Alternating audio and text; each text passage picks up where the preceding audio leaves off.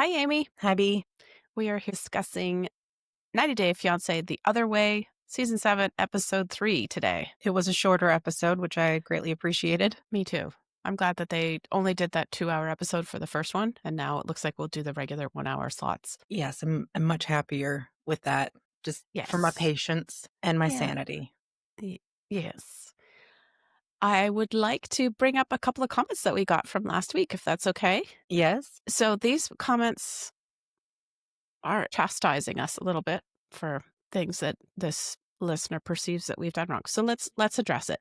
Okay, here's the comment. What mental gymnastics are done that we try to make the security guard insecurities when nothing about their lifestyle reflects that? But Madeline, who has a thriving beauty bar, is seen as stupid. She is clearly more competent than Luke.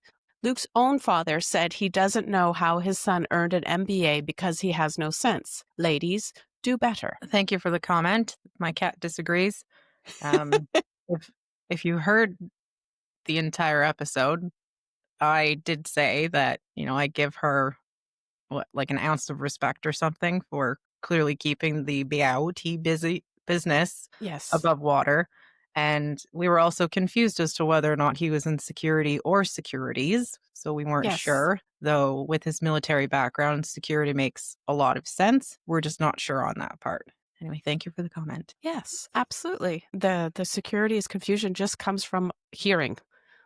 I didn't see any captions for that episode. I was just listening to it and I got confused. Did he say security or securities? Anyway, Madeline, we saw a couple of weeks ago, we were talking about the fact that she was looking at an apartment. And I said, well, if she's got a bank on her side to write a mortgage, that's a sign that she's doing well. So we're not shitting all over Madeline, but we are skeptical based on last season and how we know that when she did get the beauty business started, it was in the red. In the red? Is that what you say Yes. when it's not? Yeah, it was in the red for the first 3 months at least.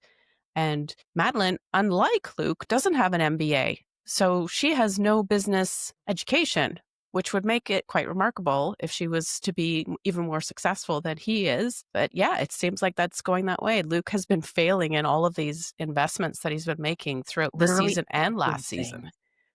Yeah. Everything. And we know that there are way more other projects that he tried to get off the ground, which were unsuccessful as well. Like he is a very, very bad entrepreneur and Mhm. should most definitely stick to what kind of engineering is it that he does? I Mining engineering? think so. Yeah. Anyway, Corey Mama has a second comment, which is, I love how 23 is way too young for 32 when she's actively pursuing him, but 20 isn't too young for 31 and he's actively pursuing her because she's Colombian? What? He's American. It's disgusting. He buys her stuffed animals. She acts like a petulant teenager because she is a petulant teenager. So I think this is in relation to how we're comparing the age difference between Johnny and Chloe, which is 32 to 23, and then Luke and Madeline, which is 20 to 31.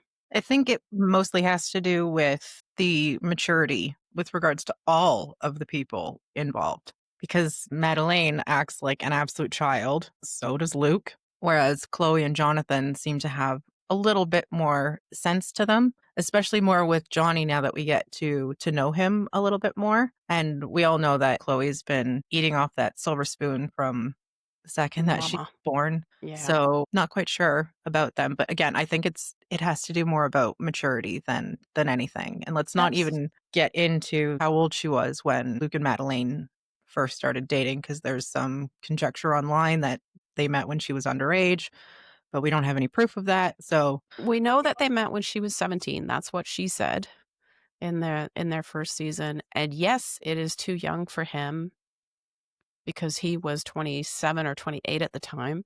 And we've mentioned the word a few times on the podcast, grooming, yes, because we do believe that Madeline was groomed by this older man, Luke. And yet we concur it is not a very tasteful relationship to be watching because it makes you worry for her safety, for her mental health, for all mental kinds of development. things. Yeah. Yeah. So yes, maturity is a factor for Johnny and Chloe. In Luke and Madeline's case, it's also maturity, but it's something more and something a little bit creepy. Hmm. Let's leave it there. Yes. First, before we dive in, 1 and 2. 1, rate, review, and follow us wherever you listen to the podcast. And 2, watch the podcast on YouTube at 90 Day Fiancé, honestly. And now it is our distinct pleasure to discuss Chloe and Jonathan. All right. I feel like he has put in a lot of effort to make her feel comfortable and at home in the apartment with the silk sheets, stocking the bathroom, cleaning out a closet for her. Good for him. Yes, that was considerate. I like that. I'm liking Johnny more the more that we see him. He seems pretty level-headed. When we hear about his tragedy with his mom dying just very recently, that was more revealing of what he's gone through and therefore how much he's grown, how much he's had to mature in the last little while with losing a parent. But I don't think they explained, or maybe you know, is he living in his mom's house? Is that why he has such a nice big place? Or is this an apartment? I'm not sure. I would think that he would still be living at his mom's place because he was living with her when she passed. And to complicate matters, his long term girlfriend had cheated on him just before his mom passed. Yeah. And when he talks about it, when he mentions the heart attack, his face just broke. And I really felt for him. This poor guy's been through a lot. He's really growing on me. He seems to have like a level of emotional maturity that I never would have predicted given the storyline that we were introduced with and, with his profession and whatever. I think I might have been wrong about him. What I like is that when he was talking about his mom, it really made sense for me what he said last week about wanting to settle down and have a family. Mm-hmm. Because I think that would have been a really big life-changing moment for him where he would be forced to reassess what he's doing, where he's going, and what he wants next, which makes the contrast between him and Chloe, I think, even greater.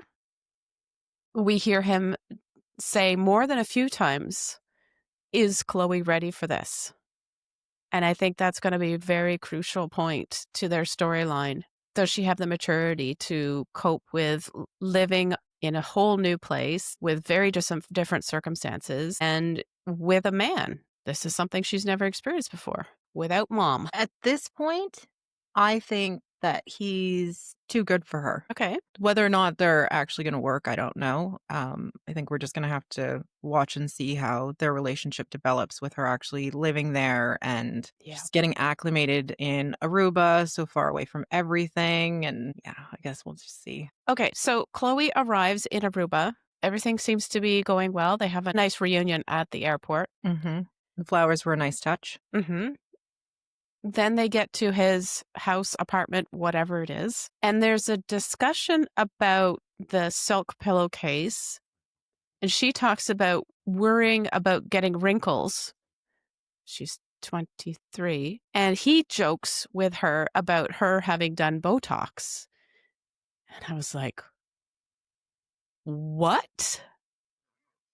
Now, she didn't confirm explicitly that, yes, she has done Botox, but she didn't deny it either when he started referencing it. And she wants to live in Aruba where there's very bright, hot sun all the time. Okay. I hope she has a lovely cluster of hats. So you a collection of hats and very good sunscreen. Yes. It's vital. Okay, there's no hot water in the house. Chloe says that she will pay to have this luxury installed into the house so that she can have piping hot water. But it seems so silly because Johnny explains, well, the water is naturally just warm because it's always warm here. So it's not a thing.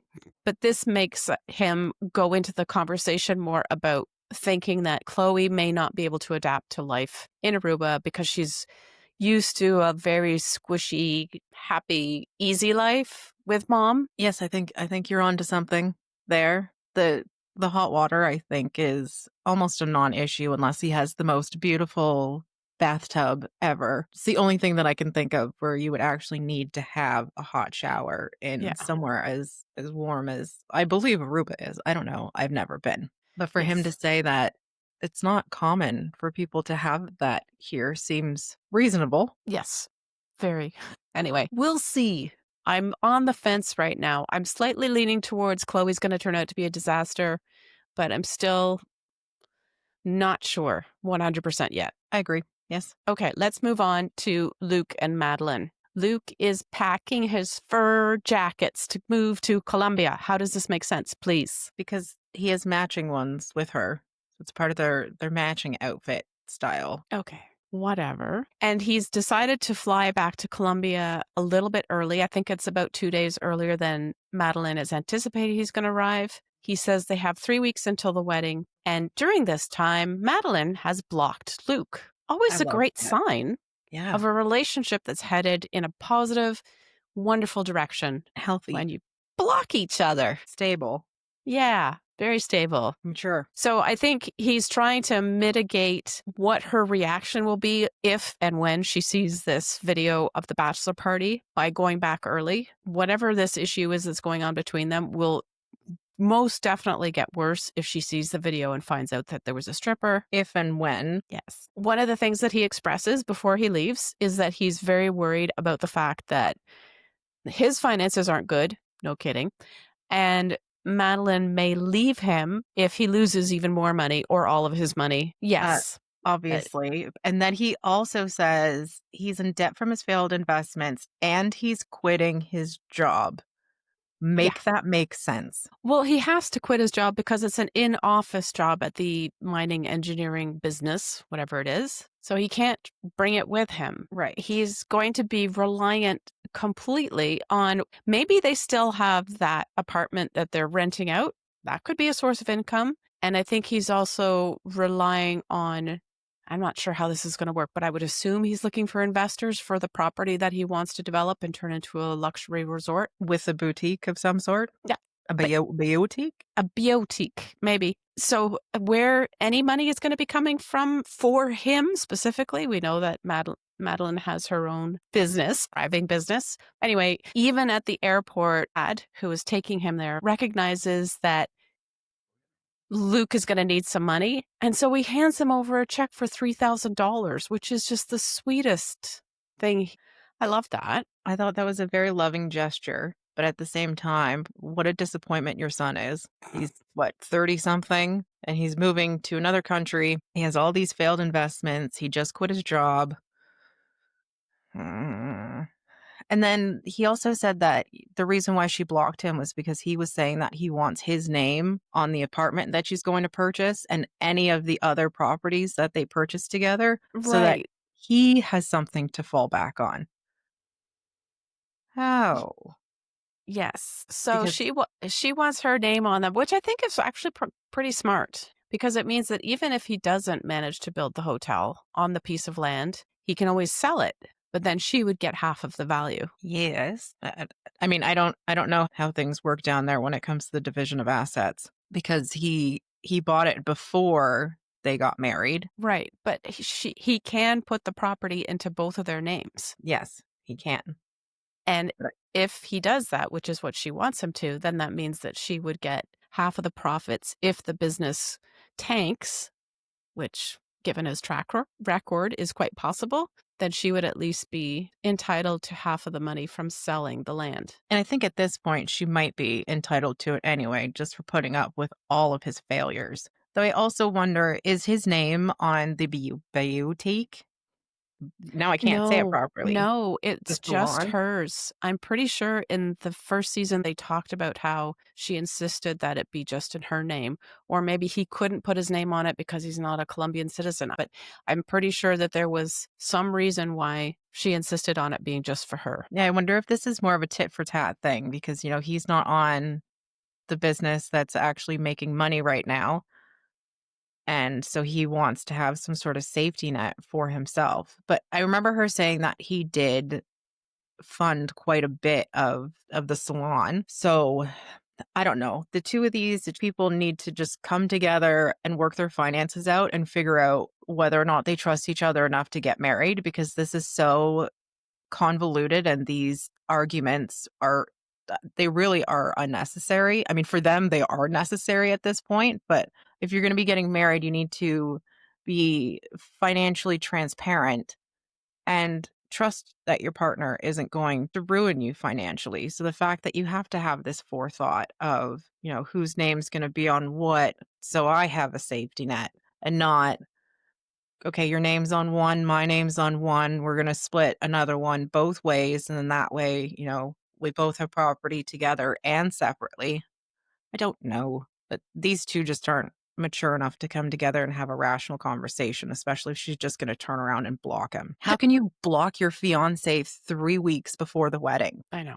But it goes back to the petulance. She likes Yeah. to stamp her foot and have a tantrum until she gets exactly what she wants. And this is really going to test Luke because there is a finite amount of money that he has access to. So he can't give her everything that she wants with regards to the wedding or maybe even with regards to these properties. But another thought that just occurred to me is if she is actually intending to get an apartment in her own name, she's got to do that now before the Yeah. wedding, because otherwise it'll be jointly owned by both of them because it's acquired during the course of the marriage. I wonder if she's doing that or if we'll hear about it again. I'm not sure. Shall we read on? Okay. Next, we go flying with Manon and Anthony to France while she holds grudges the whole way. I love this so much. Grudges against France, grudges against her family, grudges against her husband. Yeah, we're starting to paint an interesting picture, I think. Did you pick up on this too? It sounds like you did. In what capacity? Manon's descriptions of the problems in her life, which are all exterior, the parents, the societal pressures, the family, the business, none of those things is something that she can do anything about. They're all exterior forces that affect her, but she can't change them. And it seems to me like she's blowing them out of proportion and Slightly. victimizing herself a lot, which is where the drama queen tears comes in. Yeah. And also because she hasn't tried to work through any of it. Like, at what point have you decided to get therapy to work through your childhood trauma and your self-esteem issues? And one of them said, we're bringing back a lot more baggage to France. How about you Yeah. clear out some of that baggage before you make this life-changing decision? No? Groundbreaking idea. Absolutely phenomenal. I love it. Yeah. Imagine. But no, the world probably isn't as dead set against her as she has led us to believe so far. And I think that she leads herself to believe that as well. It's all perception because when we meet the family, they're sweet. They're so loving. They're supportive. And And her dad even calls her my beauty. they've probably always wanted the best for their daughter, just like most parents do. And Manon, for some reason, you mentioned childhood trauma, that could be it, perceives this as persecution rather than praise. And so she's interiorizing. Is that a word? Internalizing. Internalizing, thank you. She's internalizing this perception of the world as being all against her and trying to tell her she's not enough, she's not adequate, she's this or that. But in fact, nobody's saying those things. Or if they are, it's very, very small. Or we haven't heard them yet because she immediately cries again, going on about how she's a failure and she's worried about her parents and their perception of her and how they're going to treat her when she gets there. And she just immediately starts shitting on herself. Like she's almost preparing herself, like getting ahead of the negative comments. Like, you can't hurt me if I'm already hurting myself. Or is she just saying that to throw her own pity party? And I don't know. I'm not entirely sure about her yet, but I am sick of her crying. I totally agree on that point. One final comment from me is that she says that she thinks she's regressing by going back to France to start over. Again, it's only that way if you want it to be, Manon. It's all your perception. Yeah, you can hold on to all of your growth and all of your development and maturity that you have developed since being in LA. You don't have to give that up. And that would be you giving it up. No one's forcing you to. This is your own internal dialogue. And it sounds like it's incredibly, incredibly negative, the negative self-talk. And she's perpetuating it by feeding into it, whether it's more internal at this point because we haven't seen very many external negative comments that would appear to make her question herself. Shall we read on? Jenny and Sumit. They go equipment shopping for the restaurant, the café. and they go to see the reliable Rohit. What could possibly go wrong? And this is Sumit's friend who he used to work with. His friend gave him control of one of the businesses while he went to work with his other ones. Turns out Sumit only went to work for 2 to 3 hours a day and sank that business himself. So his friend closed the business, and that is how Sumit lost his job. Wasn't this interesting? So interesting. Because Sumit and Jenny have a very, very different perception of how things went. And that Rohit closed the business for no reason other than he wanted to spite Sumit and put him out of a job. Or maybe spite Jenny. Yes. But when we hear the story from Rohit, it's quite powerful to put it in that different perspective. Anyway, they go to look at the equipment that Rohit has from all of his previous businesses. They can probably get a good deal on this equipment that they will need for their kitchen. And they visit a lovely junk room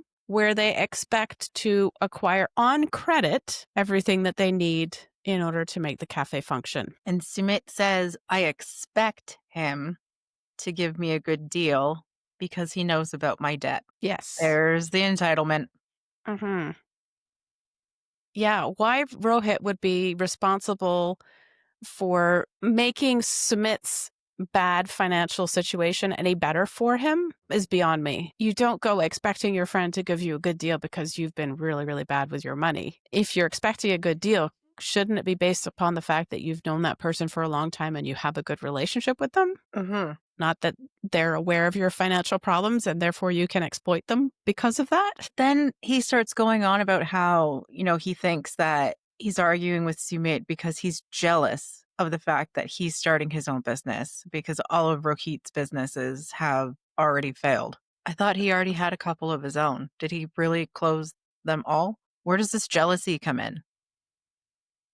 And in what world would he be jealous of you? For what? What do you have? Because he's married. Because he's married to Jenny. Rohit is not married yet. And so Jenny thinks that he's jealous of Sumit being a married man and having his own place. No, not anymore. Who knows what's going on? This is all just people's fantasy stories from somewhere in the depths of their minds. Doesn't really make a lot of sense, but they do get the equipment. So that is good. I just wanted to say that when they were actually in that room and they were looking at stuff, for Jenny to say, can we get out of here? It's really dirty. I thought was so tactless. Yes. You come in here practically begging for free stuff on credit, a good deal, and yet you insult him? Yes. But he got her back. He got her back with the laughing over the spaghetti because apparently Jenny had made Rohit a meal of her famous spaghetti. Is this the only thing she can cook? Maybe. I think so. And he starts laughing when they're talking about it, obviously, because even though he just complimented her on her great spaghetti, he means the opposite. So yes, he did jab her back. He did, though she didn't have to say anything. She could have just said, excuse me, I'm just going to step outside and let you gentlemen talk. Yes. Maybe. No. I also wanted to say that, question where the rest of Sumit's family is, because remember how his brother was saying, I really wish that you would have let us see this place before you went and put money into it. So why aren't they going with him to ensure that he gets a good deal, that the appliances work, and that will fit? Yeah. Given how badly Sumit screwed up the first part of this project, you would think that at least one of them would be along for the ride to make sure that he doesn't commit another very stupid error. But no, we trust him. No. I wonder if he's just doing all of this behind their backs and he's like, I'll get it done. And they're like, no, okay, sure. Shall we read on? Anyway, yes. Let's go and visit Greta and Matthew, who are having a video chat together. Her first question is, are you looking for an apartment for us? Nope. No, he is not. No, he is not looking for an apartment. I thought the idea was Why? that they were going to live there for a little bit and he was going to look for an apartment while they were there. That's what I thought too from the last episode. That is the information that was conveyed. However, this week it is different. Yeah, because, it was only a matter of time before they got an apartment and then she could bring Hazel over. And now it turns out that, what is going on here? And then she mentioned something about Hazel's new owners. Yes, this is troubling. I was N I was not as clear this week as I was last week about this being a temporary parting from her cat. I think her intention is to bring the cat over, but from everything we heard this week, it seemed like it was more of a, "Nope, this is permanent." The cat's got new owners. She used that word, owners. If Matthew's not even looking for an apartment so that they have their own place anytime soon, then yes, the cat would be stuck in the States. Yeah, I don't appreciate how we're getting little snippets of different situations and contradictions, Yeah. specifically from Greta. Yeah, I want to really like this couple. They seem fantastic, but there are these little things that are not adding up correctly at this time, and I'm confused. I want to believe that everything is okay, but knowing what our 90-day experience is like, expect some things to go wrong and expect to be disappointed. I was also curious when she said previously she was going on about, how she hasn't lived with a family before and she feels awkward about the small talk and whatever. And then it turns out that she's stayed there a couple times before. So why is this still a concern when you've been there previously? How did you behave before? That's a very good point. It could just be a matter of the time frame. She knows that she's going to be there for a lot longer than just a visit. And perhaps when she was visiting, Matthew was also not working so that they could entertain themselves during the day. From what she described this week, she said they live in a small village and it's quite remote. It takes about an hour to walk to the nearest shop. So if he's away every day during the week working and she's stuck at home with either both the parents or one of the parents, that is a tricky situation. And I would think about that very carefully before moving. So maybe that's what she's talking about when she's expressing her anxiety over moving in with his family. It's just the parts where she's going to be left alone with them. Well, that's more the isolation Yeah, than it is, her relationship with his family. I guess so. Yeah. Yeah. It's just interesting how she's spinning things. It is. Any last comments about them or any of the other couples from this week? Yeah, I think that really wraps it up there. Okay. You? Um, Nothing comes to mind. So we'll just have to wait and read on next week to see what other little tidbits we're gonna get. Yeah. And maybe new couples. I hope there's Mm, more couples to come. that would I be have lovely. I should just go to the website and look up who's on this season because then I'll know exactly how many new ones we're getting or not, but I haven't gotten around to that yet. So for me, it is still a surprise. And for me too. I'm pretty sure I did all that snooping before it came on, but it felt like the show just started so quickly and my brain just let it go. Well, before we go, if you're enjoying the 90 Day Fiancé Honestly podcast, please subscribe to or give our show a follow. If you have an additional moment, please rate us and help other 90 Day fans to find our show. Thanks for listening. Thanks everyone. See you next week.